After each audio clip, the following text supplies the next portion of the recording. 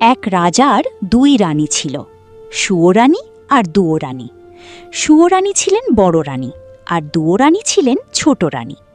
বড় রানী সুয়োরানী দেখতে যেমন সুন্দরী ছিলেন, তার মনটা ছিল ঠিক ততটাই হিংস্র, কুটিল, অহংকারী আর ঈর্ষাপরায়ণ।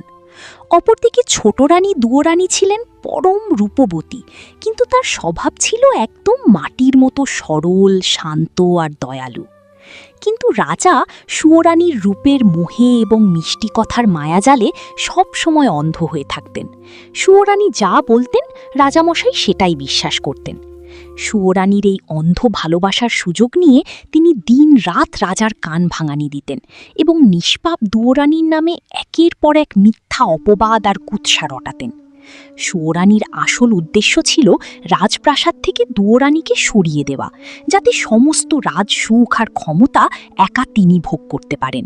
একদিন সুয়োরানীর এক ভয়ঙ্কর চক্রান্তের ফাঁদে পড়ে রাজা প্রচণ্ড রেগে গেলেন। তিনি কোনো বিচার বিবেচনা না করেই নিরপরাধ ছোট রানী দুয়োরানীকে রাজপ্রাসাদ থেকে বের করে দেওয়ার হুকুম দিলেন।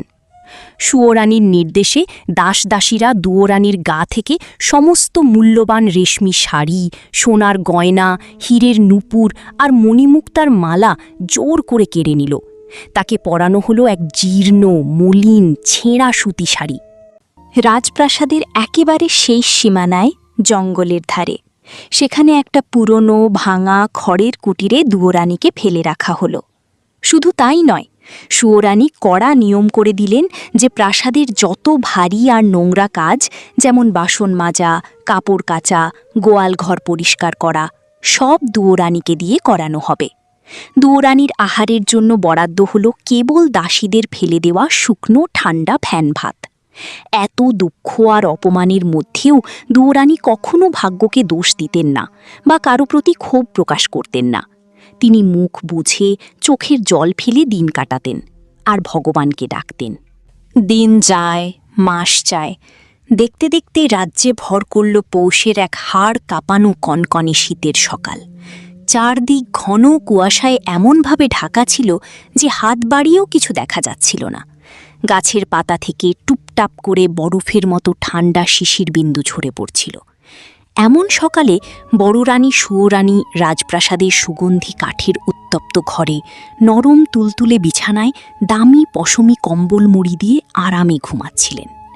কিন্তু অভাগী দুয়োরানীর কপালে তো এক মুহূর্তের জন্যও বিশ্রাম নেই। ভোর না হতেই সুয়োরানীর নিষ্ঠুর দাসীরা এক মস্ত বড় ঝুড়ি ভর্তি নোংরা, তেল চিটচিটে থালা বাসন দুয়োরানীর ভাঙা কুটিরের সামনে এনে ধপাস করে ফেলে দিয়ে গেল। তারা চিৎকার করে বলে গেল, বেলা হওয়ার আগেই যেন এইসব বাসন ধুয়ে চকচকে করা হয়, নইলে আজ কপালে ফ্যান ভাতও জুটবে না। ঠান্ডায় দুয়োরানীর হাত পা অবশ হয়ে আসছিল, ঠোঁট দুটো কাঁপছিল থরথর করে। তারপরেও তিনি সেই ভারী বাসনের ঝুড়িটা কোনো মতে মাথায় তুলে নিয়ে চললেন রাজপ্রাসাদের একেবারে পেছনের এক পুরনো শ্যাওলা ধরা নির্জন পুকুরের দিকে। সেই পুকুরটি ছিল লোকচক্ষুর আড়ালে, বড় বড় প্রাচীন বট আর অশ্বত্থ গাছে ঘেরা। পুকুরের জল ছিল একদম স্থির, কুচকুচে কালো আয়নার মতো। জনমানবহীন সেই ঘাটে কেউ কখনো যেত না। দুয়োরানী পুকুর ঘাটের ভাঙা পাথুরে সিঁড়িতে বসলেন। বাসনের গায়ে হাত দিতেই তার মনে হলো যেন বরফ ছুঁয়েছেন। যন্ত্রণায় আর কষ্টে তার চোখ দিয়ে টপটপ করে গরম জল পুকুরের ঠান্ডা জলে গিয়ে পড়তে লাগল। তিনি আকাশের দিকে হাত জোর করে কেঁদে উঠে বললেন, হে দয়াময় ঈশ্বর, আমি তো জীবনে কারো কোনো ক্ষতি করিনি, তবে কেন আমার কপালে এত দুঃখ? এই কনকনে শীতে আমি আর এই কষ্ট সহ্য করতে পারছি না, এর চেয়ে বরং তুমি আমায় তুলে নাও। ঠিক সেই মুহূর্তে এক অলৌকিক কাণ্ড ঘটল। দুয়োরানীর চোখের জল পুকুরের শান্ত জলে পড়ার সাথে সাথেই সারা পুকুরের জল থরথর করে কেঁপে উঠল। পুকুরের মাঝখান থেকে একটা মৃদু মায়াবী আলো বের হতে লাগল এবং সেই আলো দেখতে দেখতে চারদিকের ঘন কুয়াশাকে দূর করে দিল। দুয়োরানী অবাক হয়ে চোখের জল মুছে দেখলেন পুকুরের ঠিক মাঝখানের জল ভেদ করে এক আলোকময়ী স্বর্গীয় রূপের এক দেবী মা ভেসে উঠলেন। তার পরনে ছিল সাদা কুয়াশার মতো হালকা ও উজ্জ্বল এক মায়াবী শাড়ি। আর তার চারপাশ থেকে এক অদ্ভুত সুগন্ধ বের হচ্ছিল। সেই দেবী স্নেহময় কণ্ঠে দুয়োরানীকে ডেকে বললেন, কেঁদো না বাছা, তুমি আর কেঁদো না। তোমার এই পবিত্র চোখের জল আমার পুকুরের তলদেশ পর্যন্ত কাঁপিয়ে দিয়েছে। আমি জানি তুমি সম্পূর্ণ নিরপরাধ। সুয়োরানীর কুটিলতা আর রাজার অন্যায় আমি সব দেখেছি। তোমার এই কষ্টের দিন এবার শেষ হতে চলেছে। তোমার ধৈর্যের পরীক্ষা শেষ। দুয়োরানী তো ভয়ে আর ভক্তিতে পুকুরঘাটের মাটিতে হাঁটু গেড়ে হাত জোর করে দাঁড়িয়ে রইলেন। তার মুখ দিয়ে কোনো কথা বের হচ্ছিল না। জলদেবী মায়াবী হেসে বললেন, শোনো দুয়োরানী, তুমি একদম ভয় পেও না। তুমি এই কনকনে ঠান্ডা জলের মধ্যেই ভক্তি ভরে মন শক্ত করে একটা গভীর ডুব দাও। তুমি জল থেকে মাথা তুললেই দেখতে পাবে অধর্মের অবসান আর সত্যির জয় কিভাবে হয়। জলদেবীর সেই আশ্বাসের বাণী শুনে দুয়োরানীর মনে সাহস জাগল। তিনি দেবীর আদেশ শিরোধার্য করে চোখ দুটি বন্ধ করে সেই বরফ শীতল মায়াবী জলের মধ্যে একটি গভীর ডুব দিলেন। যেই না দুয়োরানী পুকুরের জল থেকে নিজের মাথাটি ওপরে তুললেন, অমনি সমস্ত প্রকৃতি যেন আনন্দে মেতে উঠল।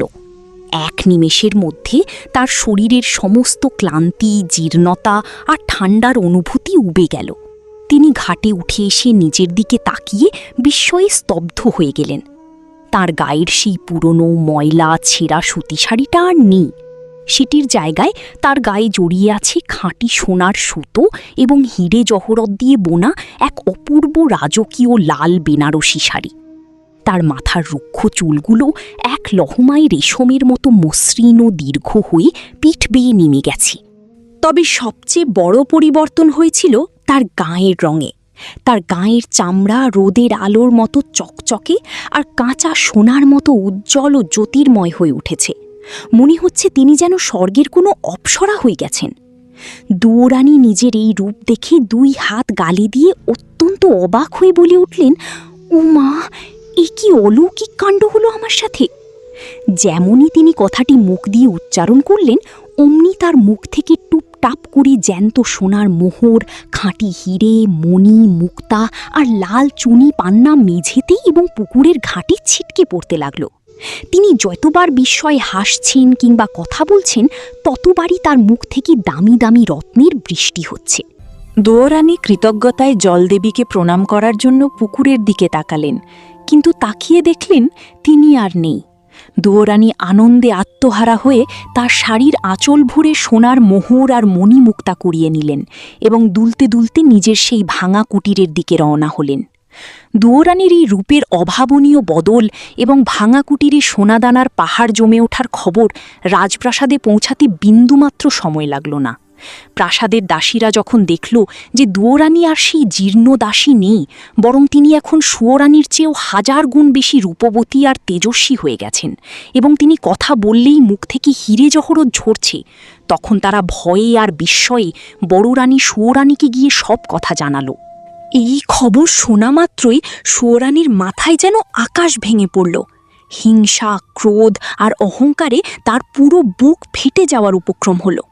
তিনি নিজের চোখে দেখার জন্য দাসীদের নিয়ে হন্তদন্ত হয়ে দুয়োরানীর কুটিরে ছুটে এলেন। কুটিরের দরজায় দাঁড়িয়ে সুয়োরানী দেখলেন দুয়োরানীর রূপের আলোয় পুরো অন্ধকার কুটির যেন ঝলমল করছে, আর ঘরের মেঝেতে সোনার মোহর ছড়াছড়ি যাচ্ছে।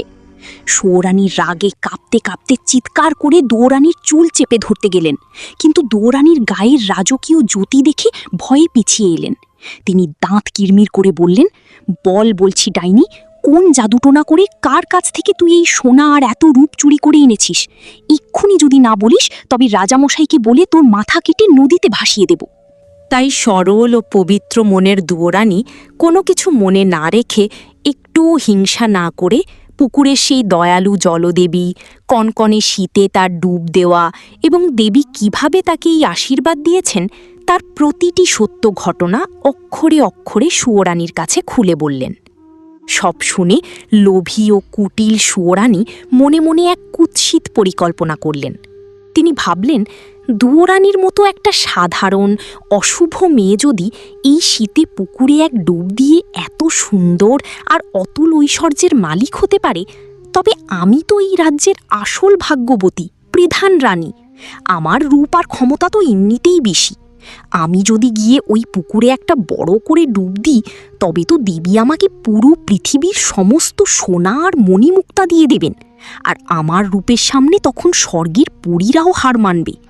লোভের চোটে সুয়োরানীর আর এক মুহূর্তও তর সইছিল না। তিনি তৎক্ষণাৎ রাজপ্রাসাদে ফিরে গিয়ে তার দাস দাসী ও কোতোয়ালদের হুকুম দিলেন সবথেকে জাঁকজমকপূর্ণ রাজকীয় পালকি প্রস্তুত করতে। তিনি নিজে দামি বেনারসি শাড়ি পরে, গা ভর্তি সোনার অলংকার আর হীরের মুকুট মাথায় দিয়ে অহংকারে বুক চিতিয়ে সেই পুরনো পুকুরঘাটের দিকে রওনা হলেন। তার পেছনে চলল এক বিশাল রাজকীয় বহর। পুকুরঘাটে পৌঁছে সুয়োরানী পালকি থেকে নামলেন। কনকনে ঠান্ডা বাতাস আর পুকুরের কালো স্থির জল দেখে তার মনে মনে কিছুটা ভয় লাগছিল, কিন্তু চোখের সামনে ভাসছিল সোনার মোহরের পাহাড়। সেই লোভের কাছে শীতের ভয় উবে গেল।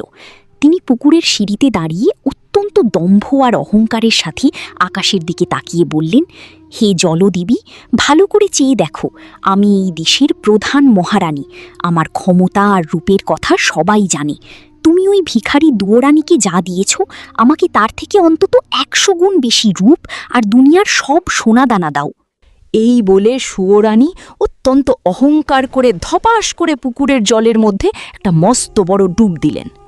কিন্তু কুটিল, পাপিষ্ঠ ও অতি লোভী সুয়োরানী জল থেকে মাথা তুলতেই চারপাশের পুরো পরিবেশ যেন এক ভয়ানক রূপ ধারণ করল।